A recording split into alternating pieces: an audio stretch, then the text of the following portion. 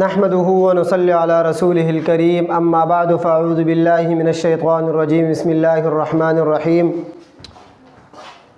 محترم مسلمانانو، خبره د جنگ حنین چلیدله چې هغه مختصر شانتي بیان شوی و.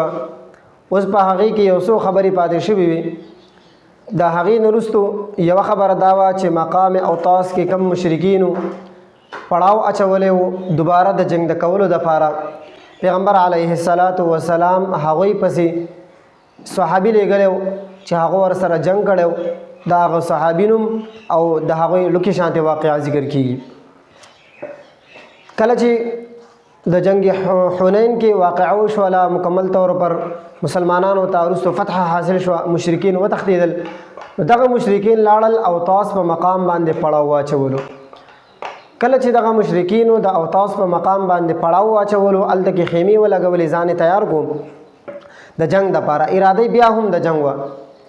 جناب نبی کریم صلی الله علیه وسلم حضرت ابو عامر رضی الله تعالی عنه ته دوی د مقابلې دپاره ولېږلو. کله چې دغه صحابي حضرت ابو عامر رضی الله تعالی عنه لاړو، ته دوی سره په جنگ باندې لګیا شو، د دوی سره جنګېدو. نو فتح حاصلېدو والا وه، غلبه حاصلېدو والا وه، بلکې غلبه ورته حاصل شوه. لیکن یو مشرک چې کوم دی هغه راولېږل، حضرت ابو عامر رضی الله تعالی عنه شهید کړلو.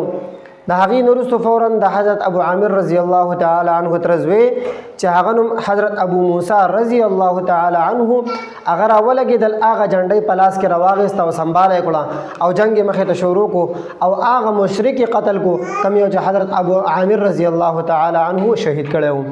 بهرحال حضرت ابو موسی رضی الله تعالی عنه چې کوم دغه جنګ و هغه یې وګټلو، لیکن حضرت ابو عامر رضی الله تعالی عنه شهید شو. کله چې د هغه ځای نه واپس شو، نو مال غنیمت ورته میلاو شوی. مال غنیمت یې مخکې هغه یو ځای د جعرانیه هغه ځای ته لیږلی و.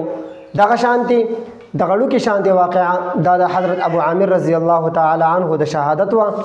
انشاءالله جناب نبی کریم صلی الله علیه وسلم چې بیا کله طایف طرف ته لاړو، هلته کې د قیدیانو او د هغه مشرکینو محاصره یې کوله. انشاءالله د هغې تذکره به هم کوو. الله رب العزت د عمل کولو توفیق راکړي.